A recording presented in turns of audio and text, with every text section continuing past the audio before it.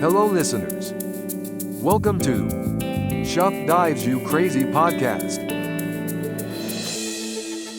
Today on Shaff Dives You Crazy, I've got someone who's not just shaping the future of dive education, he's redefining it. Nick Derutter is a PADI Platinum Course Director, technical diving expert, and the creative mind behind Dive Saga, one of the most engaging dive channels out there right now. From training instructors across the globe to exploring caves, wrecks, and everything in between, Nick's journey is equal parts wild, inspiring, and seriously real. He's also the author of Career in Scuba, a must read if you're thinking of going pro. Whether you're a dive geek, a dreamer, or someone who just loves ocean stories that don't sugarcoat the grit, this is the episode for you. Thank you for joining, Nick. How are you? Thank you for having me. I'm very good. How are you? I'm good. I'm good. So, what's new? What's new? I'm currently finishing editing the last episode of our mini series about mine diving in Thailand. People who follow me a bit may have seen the first two episodes. Depending on when this comes out, they may all be available. But that is what's currently new. That's my life right now. Yeah, I saw the second episode last night. It's pretty interesting how the mapping is done. Thank you. Yeah, that's mostly thanks to the interesting guests on that show. They provide the education. I just hold the camera, really. Yeah, I mean, like how Patrick and Miko are getting all these gadgets to map a big cave system is just unbelievable. Yeah, it's crazy how I think even 10 or 20 years ago it was probably unthinkable with such minimalistic equipment to do get such amazing results. Yeah, so it's always cool to see how technology keeps pushing us further and further. Yeah, I think it's the way dive technology or underwater technology is heading. It's going to be amazing in a couple of years. I mean, I would say it already is. I studied film 20 years ago, and even then, yeah, people did have cameras. They were available, but to have proper, good quality cameras was just so out of reach. And now you have 4K or even 8K sensors for a couple $100, right? So Yeah. the way that that's all becoming available to us, and smaller and better batteries and better dive housings, better lights with better batteries that are more powerful. I think, yeah, we are already living in the future. So it's definitely exciting to see where that will go. So, for the listeners, tell us how you got into diving and where you're from. I'm from Belgium, and it's funny because the longer I do this, the more I realize there are quite a few um, yeah, notorious Belgian divers. Let's say, I don't know why that is. You find them kind of all over the world. I I dived a little bit everywhere. I was one of those backpackers, I guess. And so every time I went somewhere, there had to be some scuba diving. But eventually, I decided, okay, I want to make this financially sustainable. So I became a scuba instructor. Um, Became a course director. I mean, there's nothing crazy or romantic there. I'm, to be honest, just a hard worker, I think, and just did it, try to do it as good as I can, as well as I can. Um, and slowly but surely, more doors opened, and I was able to join people on let's call them expeditions, I guess, or on dives that are just a little bit more tantalizing than the average training dive. And I did study film, as I mentioned earlier, and slowly but surely the film bug started popping up again, and I ended up combining my passion for diving with my film skills, if you want to call them skills. And that's where we are now, 15 years later. Wow, that's really nice. How you ended up in diving, and now it's more than just a hobby, right? So it's more like a career for you. It is. It has been. To be honest, it has been from the moment I started teaching. It has been my full-time career. You mentioned earlier, I did publish a book a few years back, Career in Scuba. I'm a very, very big proponent of treating this as a career. There's of course nothing wrong if this is your hobby. That's great. People need hobbies.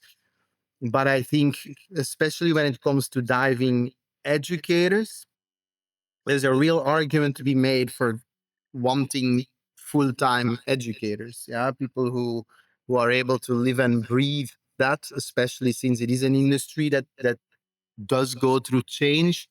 As we mentioned earlier, I think having people who do it full time and who are really up to speed with it is a valuable thing. So I'm lucky enough that I was never in a position where I had to do it part time or something. And again, I'm not looking down on people who do that, but I think doing it full time is the best way to do it for sure.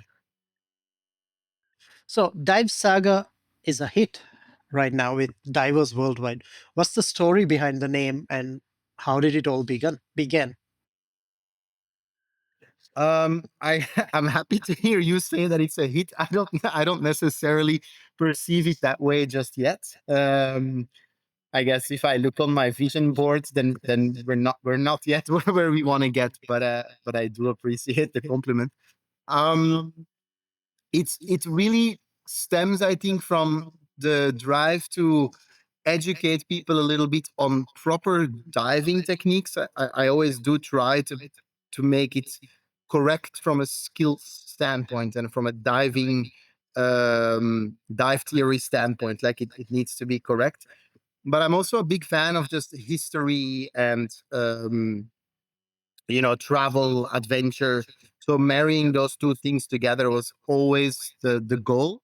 That obviously takes a budget and it takes connections. So there was a curve there to get up to that point. I think it is true that right now I'm perhaps getting a little bit more access to places that are, in my opinion, worth documenting.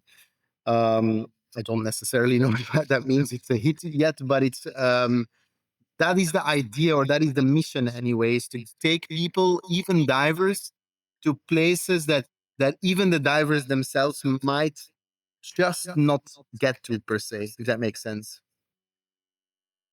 Yeah, that makes sense. And how, like, what did you begin your filming with? What kind of a camera or with your videos? That's a good question, and it is the number one question that I get asked the most. And it's a good no, but it's a good question, because I have actually a really very big opinion about this.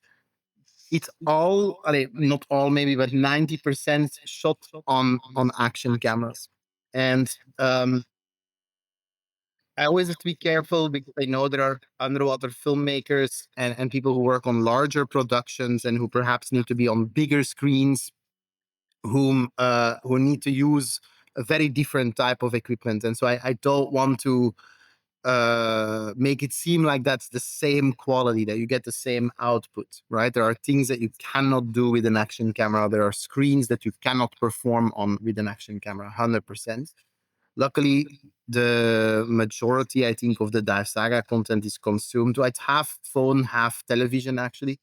And only since this year is about half, because you can see that on the analytics, half on television screens. That's actually what's slowly potentially going to push me away from action cameras, because I would say on a 50, 60-inch TV screen is about the limit of where it looks good. If you blow it up any further, you're gonna see some issues. But it's not the same. It's obviously not the same as if you would shoot that on a proper red or a big budget production camera. But I think, as far as currently in the curve on the Dive Saga channel, the focus is on the story. Yeah, we want to be able to bring good, interesting diving stories. Yeah, both to inspire beginning divers and to, I think, still be of interest to more experienced divers, as I said earlier. So I tend to focus heavily on the story and a bit less on the technicality of it, if that makes sense. Yeah. I used to do a lot of videos back in the Maldives when I was running dive centers, and also did a few for documentaries as well. And I started with a Sony. Actually, videography I got into in the military. Yeah. We needed to take a lot of videos when we find dead bodies and stuff before we take them up. We have to Yeah. film the whole thing. It's gruesome. Yeah, it is. It was good.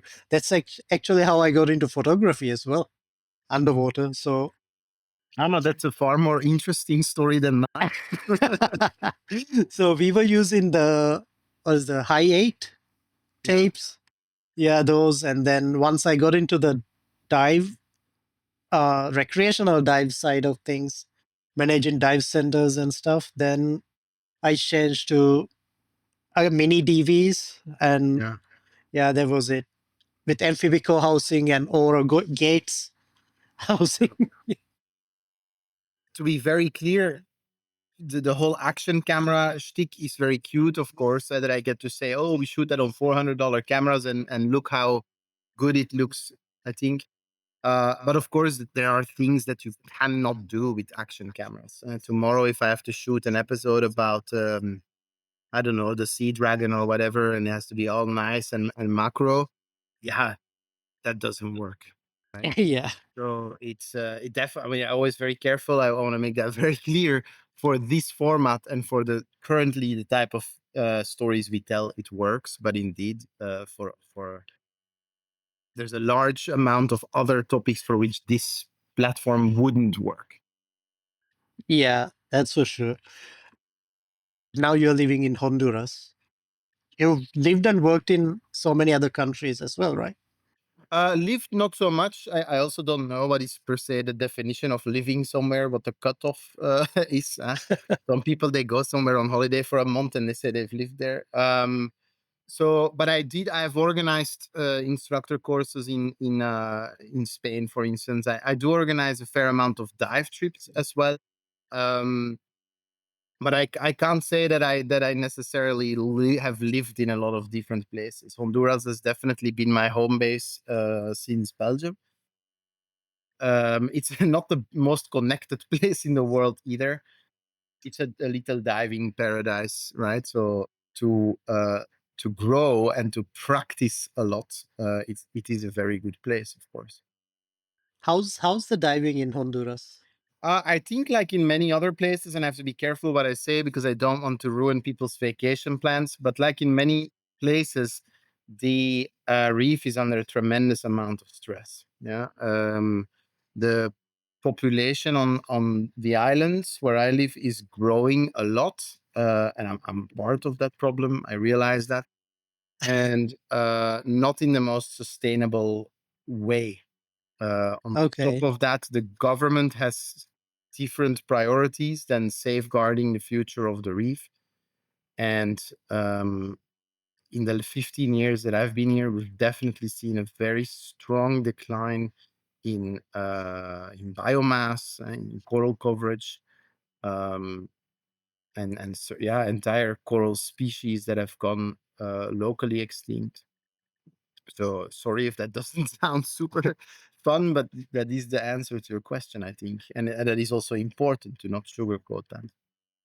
Yeah, that's the same as what's happening in the Maldives, or what's been happening in the Maldives. Like, no government that comes into power are really interested or has a goal to really save the environment.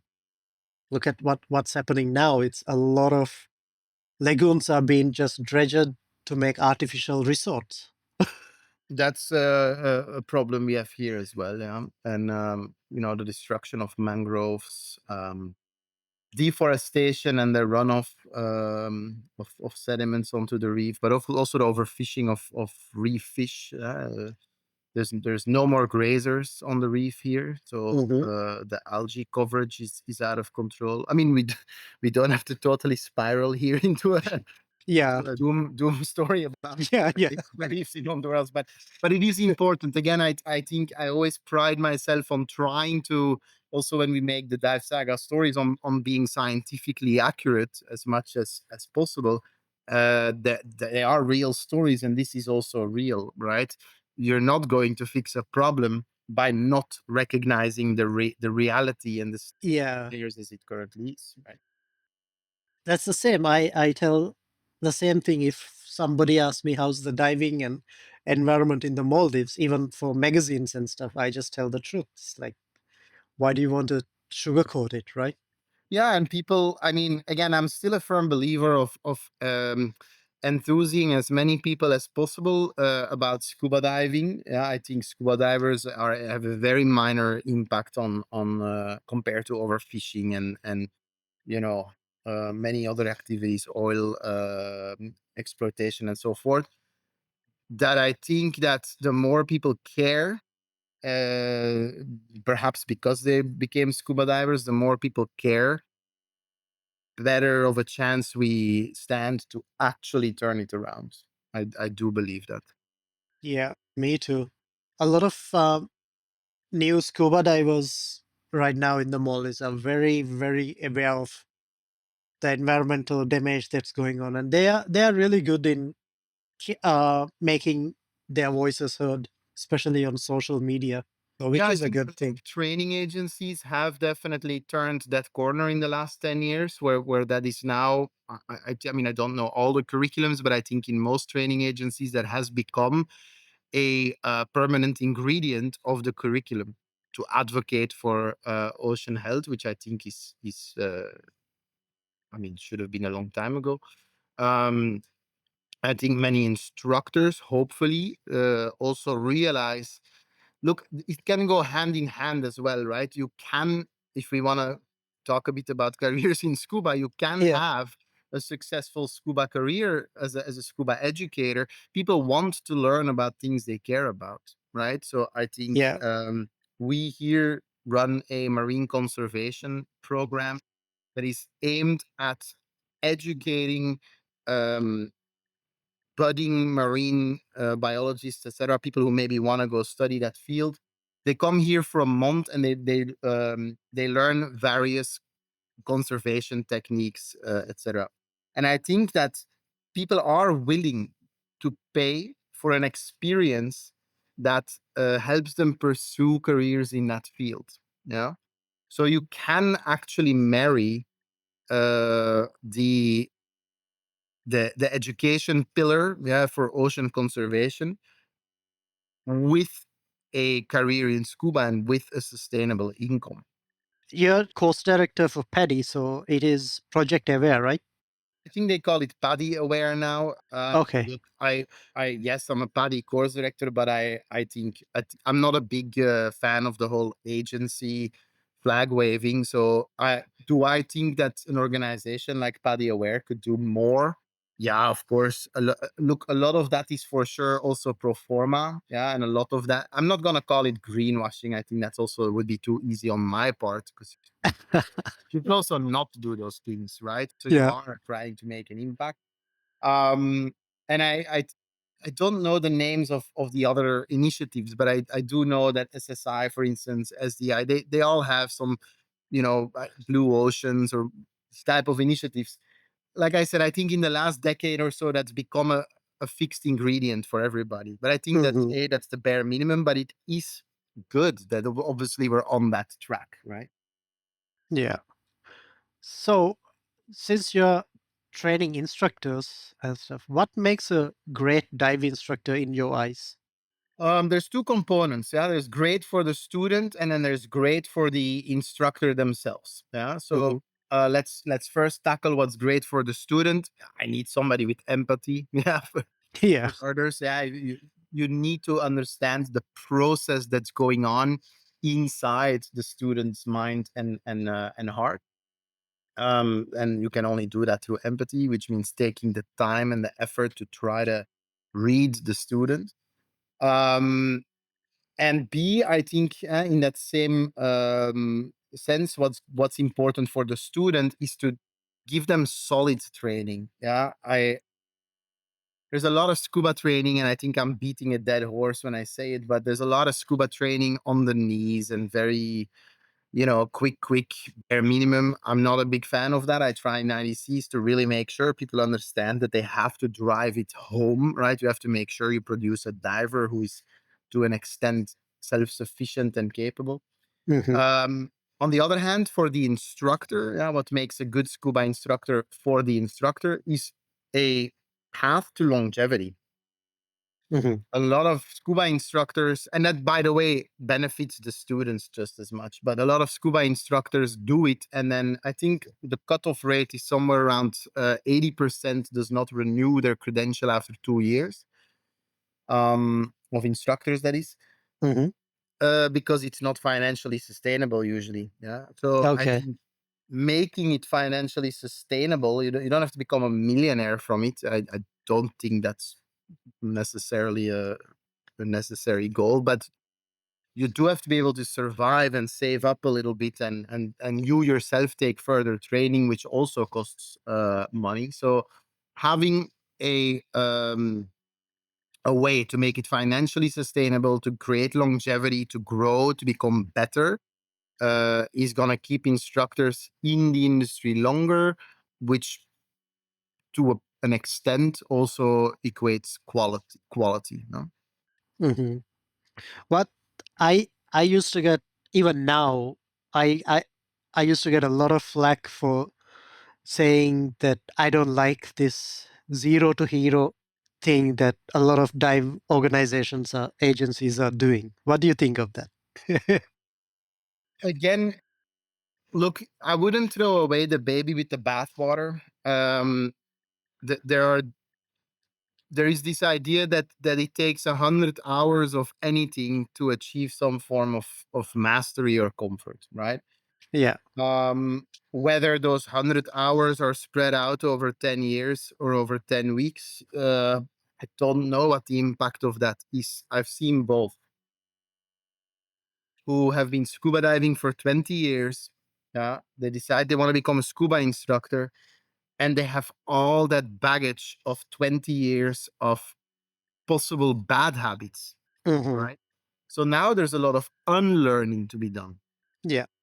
On the other hand, you have people who maybe started scuba diving 1 or 2 years ago, who are very passionate. They've allotted an amount of time and resources to do it full time for indeed a shorter amount of time. So the learning curve is steeper. I do think if they're in the right hands, and I'm not saying that's my hands, but if they are in capable hands of capable trainers, then I wouldn't necessarily say that my first example of the person who's been doing it for 20 years is per definition going to be the better dive professional. I really don't think that. Now, there is, of course, also the argument that you need to be facing certain problems and come up with certain solutions as a diver before you can be a dive professional. That's for sure. And that means time, right? Diving Yeah. for a while. But of course, there's also no control mechanism. If you say, okay, somebody can only become a scuba instructor after so many years, there's no control mechanism how much those people dived, and more importantly, in which way they dived up to that point, right? Yes, you can see the dive log, but I mean, a lot of people, no offense, but if I go to the Maldives for 3 weeks out of the year and I do 30, 40 dives there, and after 10 years, we got 400 dives. But maybe the dives I did, I dove in the absolute shittiest possible way because I don't practice it the rest of the year. You know what I mean? So, I mean, it could be the mountains, could be anywhere, but you get my point that Yeah. you have to be careful, I think, to put a time component or a time requirement on training or on entry level requirements, if that makes sense. Now the thing that I didn't like, or why I say I don't like it, is the zero to hero thing. In Maldives, it's done in 4 months or 6 months, I think, maximum. And you're from an open water diver, a brand new open water diver, to a brand new instructor in 6 months. I think that's indeed the minimum ISO standard. Is that Okay. certified for 6 months? So I think that's why most training agencies have that allowance, because that's what the ISO standard says. Look, yeah, I'm of course not here to advocate for or against religious standards, but look, again, the question is just what do those 6 months look like, right? Yeah. I mean, I don't. What I say might be slightly incorrect, but people do take EMT training, right, and they become medical technicians or in similar amounts of times, maybe Hmm. maybe someone can in the comments quote on that if it's correct. But I mean, there are certain vocational trainings who take similar amounts of time. Yeah. Again, the question is what is happening in that amount of time, right? Exactly. Are you hauling tanks for the dive resort for 6 months straight? Yeah, that's good for the dive resort. That's not necessarily useful for the aspiring dive professional. Yeah. Again, who are you surrounded with? Yeah, what is the quality of diving while you're diving? I think it's a more nuanced discussion than a lot of people make it out to be. Um, and I think it's a bit of a. It also depends on the individual, right? I've had Yeah. people in my courses that I can, from very early on, see. Okay, this person will fairly quickly understand the nuance and the finesse and the human factor of dealing with divers and of supervising diving activities and of anticipating situations. Yeah, and other people are completely blind to that and Mhm. probably don't stand a chance to learn it even in 2 or 3 years. Yeah. Again, a lot of factors go into that. So I'm careful to make too many big statements on this. And it's not that I mean, because we don't really do much zero to hero. So I'm not trying to protect like a certain business venture or any.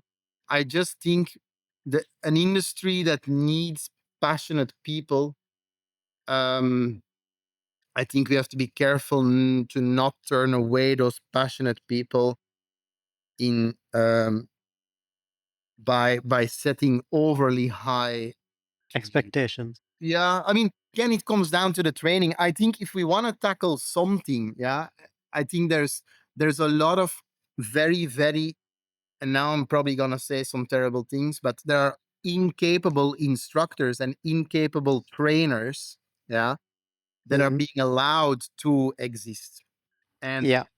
you give those people the power and the ISO standard to run a zero to hero program, and suddenly you've got a problem that spreads like a cancer. So I think honestly, if you want to fix what you are suggesting is the problem, I think you got to fix it there. Yeah, you got to Yeah. do more stringent quality control, continuous quality control throughout a instructor or an instructor trainer's career to make sure they produce something that is up to snuff. That's a really good answer.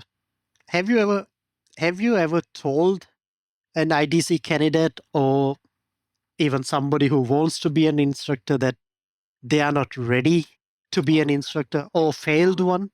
So, to be clear, I don't know if this is the same with all training agencies, but at least in the case of the PADI system, we do not get to certify the instructor, right? There is an independently curated instructor examination. They Yeah. send out examiners to do that, and Mhm. people do fail that. Just to be fair, because there is this myth that you cannot fail that. Whether it's Yeah. easy or not, you can argue, but people do fail that.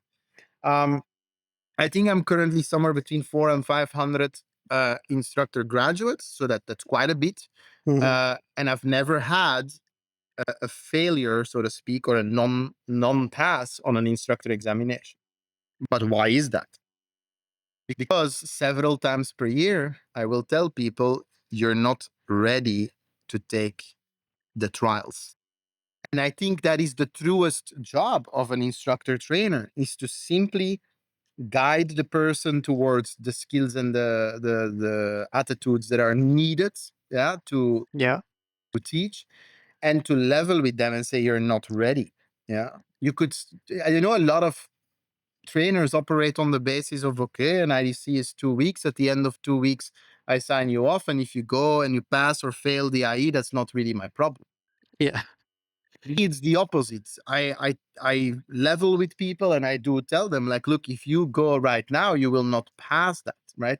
The opposite is true as well. I've told people not to go, even though I thought maybe they would pass. And I remember a very specific conversation where the person said, would it be so horrible if I failed this examination? Where my brutal answer is no, it would be horrible if you pass, because then you get to be in charge of other people and you're simply not ready. at this point. You have to be careful, because as a trainer, I don't think you need to be the scuba god, right? You're not necessarily the judge of all things scuba.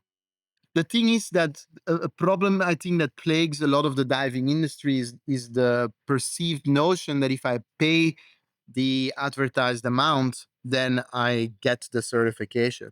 That's of course not correct. If you pay the advertised amount, you get the advertised amount of time to attempt to achieve certification. Yeah. Yeah, that's true. I did my IDC in 2003. And yeah, there was 7, 8 candidates and one failed. He retook it and again failed. Now he's an instructor. Don't know how. And when I became a SSI IT, I did a couple of instructor training courses, and yeah, I've told a few that they are not ready to do the final sessions because I just couldn't believe in that they are capable of handling other students or teaching other students in the water. Yeah, So, it's really your job, right? I mean, it's even at the level before that. As an instructor, I would hope that not all instructors certify all students. yeah, I mean, look, that's in all facets of society and functioning in a society. I shoot entire episodes for my channel, throw in the garbage because they're not good, in my opinion. And I apply that to myself. Sometimes things simply aren't a minimum viable product. yeah, That's just it. That doesn't mean it can't become, right? That doesn't mean you can't train more, that you can't develop certain skills. But there is a time for everything, right? yeah, And it's, I mean, to me, it's that simple, to be honest. yeah. And going into technical diving, what was your most challenging technical dive so far? Um, that's funny. Somebody asked me that question a few days ago, and I don't have that many crazy stories because I am a real scared cat when it comes to these things. And Mhm. so, and the argument became, oh, you're scared. And yeah, I am. I have a healthy dose of fear. I don't want to die, right? I love my life. Yeah, I mean, if you're not scared, I don't think that's healthy. If you're not scared, Exactly. And I'm very aware of, because of course I film a lot, right? yeah, And I think the camera is it has all the potential to be the instrument of my demise. uh, More so than any other, computer or rebreather or DPV. The camera is in my case the thing that could do me in. So because I'm very aware of that, or I try to be very aware of that, and so I'm rarely in over my head, if that, I mean, and I don't yeah, mean that in an arrogant way, right? Really not. I don't mean, oh, I'm so skilled that nothing can ever happen to me. I mean more so, I'm so conservative in a way, hmm um, that I rarely run into any limits. I mean, um, exactly because I said this not so long ago on another podcast. I said I'm actually the more longer I tech dive, the more I believe that tech diving is safer than recreational diving. To be honest, um, exactly because of the levels of scrutiny that our dive plans should go through. yeah, I think so too. That technical diving is much safer than normal scuba. If you look at the unpreparedness and the frivolity with which recreational divers don their equipment and jump into the water. Yeah. There is a much larger potential for the unexpected, I think, than with technical. But of course, we have the drawback that the consequences of a problem tend to be graver. So, yeah, sorry, I have no juicy story for you though. What about what do you prefer, wrecks or caves? Oh, caves. Caves. Yeah, because it depends on the story, right? I need Yeah. a good story, and that's the whole crux, of course, of the Dive Saga channel and of what I do. But that's also because for me personally, when I have the feeling that I can dive into history, into geology, into a story, that adds a lot for me. And it simply tends to be the case that caves perhaps are a bit closer to that whole unexplored or unfrequented as locations that they tend to be a little bit more intriguing that way. Wrecks, unless a lot of wrecks are sank on purpose. They have a level of artificiality to them that caves don't have. Not all wrecks, of course, but Yeah, a lot of them do. yeah, exactly. Yeah. What message would you give to a diver who is like trying to become a technical diver? Yeah, train. Train. Like don't be too easily satisfied, right? There's a real risk in buying one certification after the other and getting the illusion that you have a certain skill set and a certain amount of knowledge. Progress slowly but steadily. Practice. That's what I tell my graduates when they leave. Right I finished the tech course 3 days ago, and my closing statement is always, okay, now you have to go and do it. You can always take a step or two back, right? You can do it maybe a little bit more conservative or shorter or shallower than what we did here.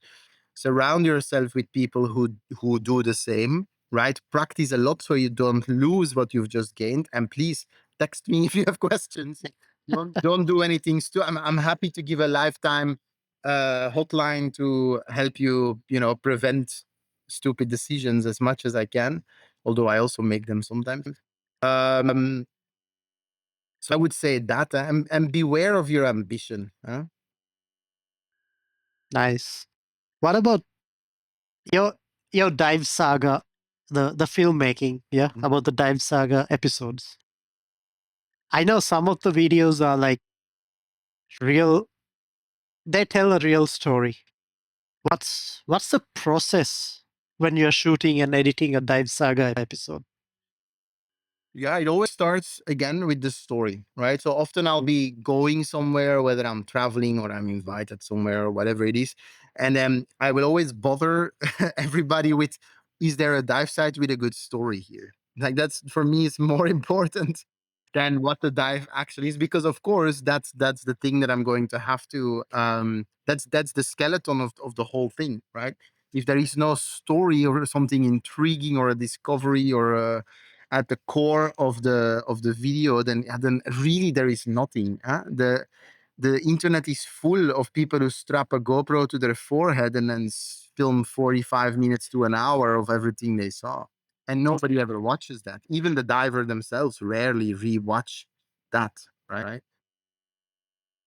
It's all about the story. Once we have the story, then we have to think, okay, who are viable team members to make this dive, which is now a film dive, a reality, right? And usually in the local environment, we have to find some people who know the environment, who know the risks that we maybe don't see right away, who can add to the story as well. And then we need to decide how many dives it's going to take to tell the story, because often the episodes are, oh, we're going on a dive. Wow, what an amazing dive. End of episode. Because a 4, 5, 6 dive narrative is a not a very, and then this and then this and then this. That's not a good way of telling a story. So we often make it seem like it's one dive, but it's often takes 3, 4, 5, 6 dives, depending on the complexity of the subject matter. Mhm. And then that gets mapped out. into individual beauty shots. So there always needs to be a few shots in every episode that are like the little paintings. That's what I think. I don't know if the view. And those get scripted into extreme detail. Where's the lights gonna be? Where's the talent gonna be? Where's the camera gonna be? Which is usually me. And then we try to stitch that in that narrative into a little mini adventure with a beginning, a middle, and an end. That's the long and short of how it's made. Yeah, and so sometimes after all of that, you look at it and you say, "Ah, but that's boring or it's not interesting," and then it ends up in the dustbin. Okay. All right. And how do you balance your role as an instructor and a filmmaker? There's fairly separate in the sense that I obviously don't film during courses. I might sometimes sometimes video debriefs are useful, right? But as in I'm not shooting episodes while I'm teaching, obviously, and I'm not teaching while I'm shooting episodes. Like those are separate parts of my life. The only overlap I would say that there is that of course I try for every Dive Saga episode to have an educational component. If I'm doing it right, then I'm learning something on that adventure. So you mentioned the last episode in Thailand where we did some mapping. I had no idea how some of these things were done. And then I try to package that information so that now the audience can learn some of the same. What's it like behind the scenes, like moment from filming, people would be surprised by you? People involved in the shoot, you mean, or Yeah, behind the scenes even. um so the funny thing is because I shoot a lot of it on action cameras, especially because a lot of it is cave and wreck and things with tight spaces. And again, we care more about the story right now in this stage of the growth of the channel than about the technology. The people are often surprised when we show up and it's like 1 or 2 or 3 action cameras and they expect maybe like a big production. So that there's a bit of a oh moment. But usually they're then pleasantly surprised when they see the final result. And to be honest, I don't really care whether people think I have such a nice big camera or not. And I think on the other hand, people are sometimes a bit surprised just how slow it can be and how much light and preparation to place lights, etc. it takes. These dive sites don't look the way they look on camera unless we do something with them, right? Placing lights, directing. There's a bit of directing involved, even though it is documentary style. Yeah. How much time did you take for preparation for the documentary that is out about the mine dives? Honest, that is a good example of a very high yield endeavor. And I mean with that, I did not think going into it that would be able to distill 4 separate episodes from that. We're going to have 4, they're mini episodes. So it's going to be 4 times about, I would say we get about 50 minutes of content, if you want to call it that. And all in all, that was 5-6 days of shooting, which is relatively short for that much result. The preparation bit is hard, right? I often go to places I've never been before, and I'm not discovering them, but I am teaming up with people who are.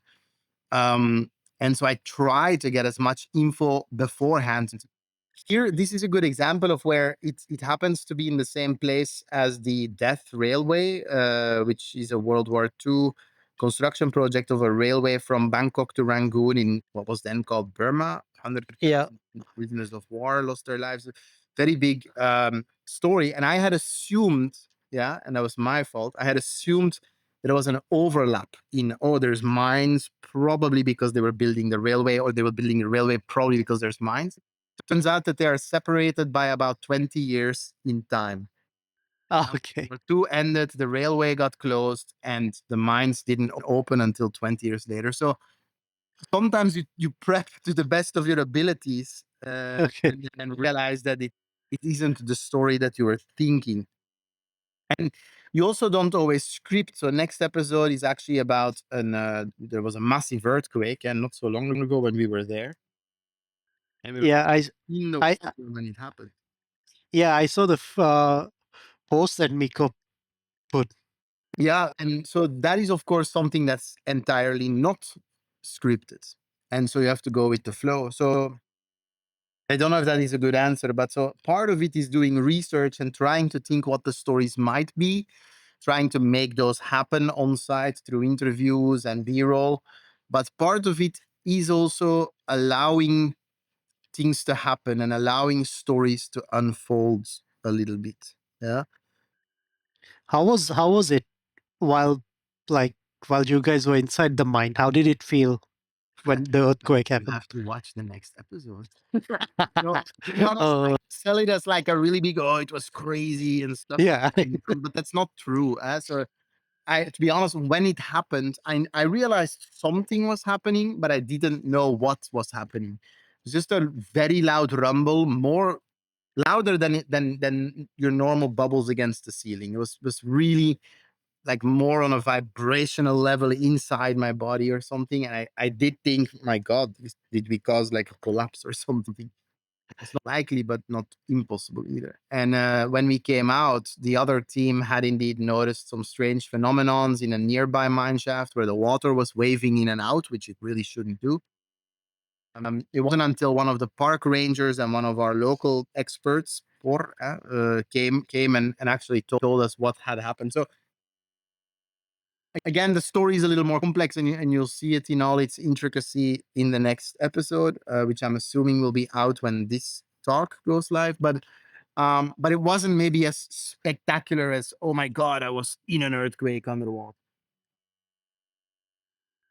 During the 2004 tsunami, I was in the water when it hit the Maldives. Right now, I really wish I had a GoPro strapped on my head.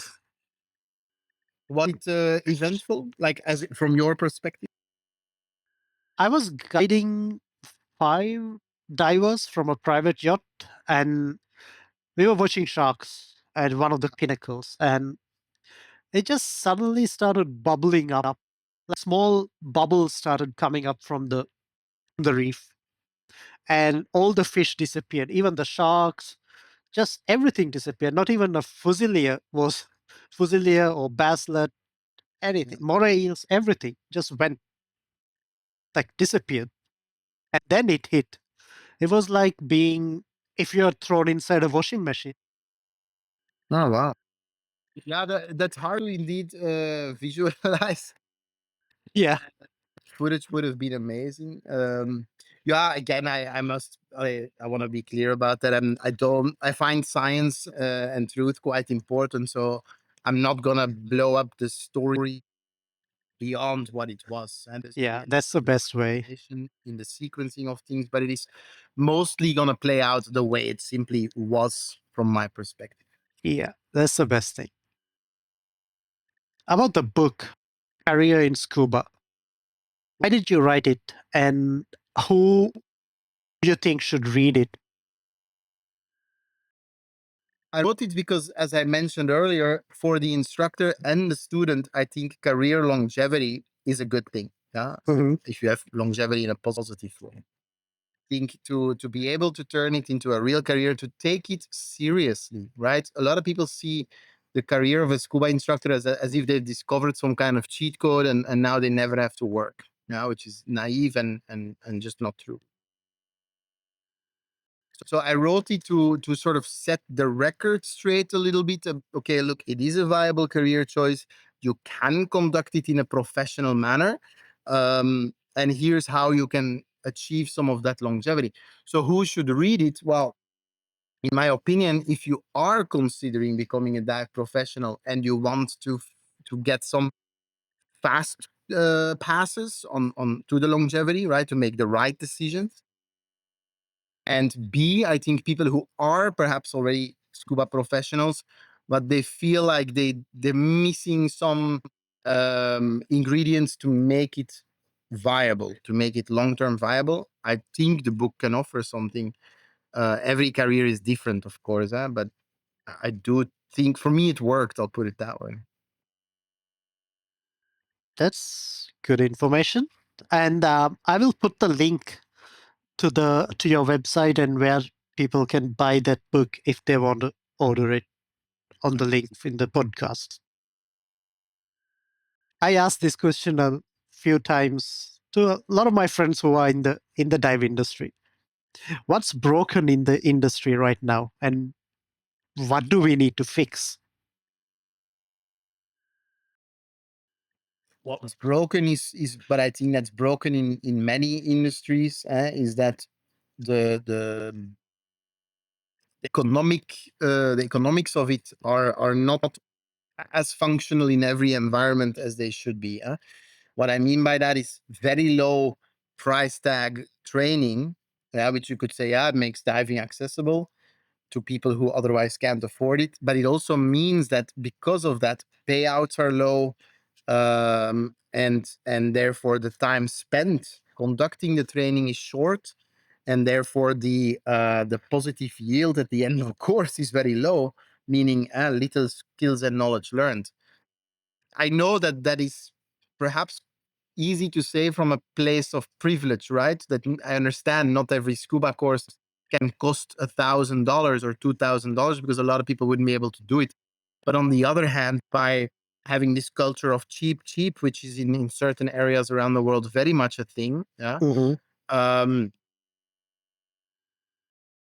and it's a broken circle in many ways, because if you're the customer and you're not willing to pay a premium, well, then the instructor who's teaching you is not earning a premium, so they're not going to give you premium training. If you, God forbid, then become a dive professional yourself, you're now indoctrinated by the idea that there's no money to be made, and so it's an endless vicious circle of cheap, right? There's a graph in the book about that, where I think escaping that circle is important. And I recognize that does make diving less accessible. Here in Honduras, we have initiatives where we do extreme price reductions, basically cost for people from the area, so that they are not excluded from opportunity.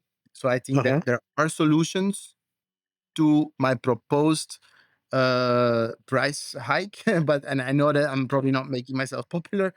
I do think it's necessary, yeah. And I'm not trying to say that all scuba instructors should become super wealthy and stuff, but I think making sure people can earn a decent living, get proper insurance, etc., so they live, can save for a bit of a retirement, etc., I think is necessary, and there will be a net positive outcome on the overall quality.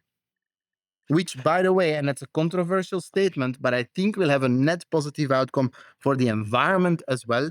A, because you have more environmentally solid divers, and B, because you will have less quantity, more quality, and C, because dive operators should, in that equation, have more resources to dedicate towards more sustainable practices. And what do you think of? I've had this a lot in the Maldives. Like, as soon as you become an instructor, you open your own dive center. Yeah, that's a question of regulations. I mean, and who controls that, and who, the quality control. Then, I mean, look, running a dive center is something else entirely than teaching scuba. Huh? Yeah, Now you're in logistics. yeah. You're you're in imports. You're in HR. You're in technical maintenance. You're in marketing. So suddenly you're hardcore in business. Yeah.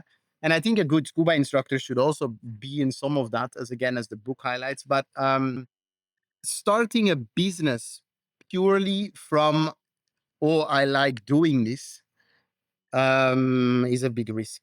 Huh? Yeah. Not because you're good at it, even at doing the thing, that you'll be good at managing the place that sells the thing, right? That's something else entirely. I guess that's my 2 cents on that. All right. Look, Nick, before we wrap up, I've got a few questions, but you got to answer it very fast. Yeah. One dive site you could return to forever. Like you just want to dive there. In December, I did a dive with Robbie Schmidtner in a Yum, which is a subterranean chamber. Absolutely massive. There's an episode on the Dive Saga chat, but I wish I could spend more time there for sure. And the bucket list location you haven't dived yet? Literally the whole planet. There are for sure, but right now if I have to name one, I'm a bit short on answers, I'm afraid. There's just so many. I love history, so anything where I can see history in real time at work, I love those type of places. And what's next for Dive Saga and for you? Yeah, that's a big question. I would like to keep increasing the quality, of course, and the reach. Yeah, I mean I know that's a bit of a boring answer, but trying to reach as many people as we can with what I think, in my opinion, is quality diving and quality storytelling and accurate science is important. I would love to grow that. I would love to get more businesses on board with that, right? If it's advertisers or manufacturers, but people to get on board, that story, I think is where it lies for the future for me. Nice. And that's it for this episode of Shaff Dives You Crazy. Nick, thank you so much for diving deep with us today about you and your career. And if you have enjoyed this conversation, go check out Dive Saga on YouTube and also check out their website and grab a copy of Career in Scuba. And don't forget to subscribe, share this episode with your dive buddies. And until next time, dive safe, stay curious, and keep diving crazy but safely. All right. Thank you.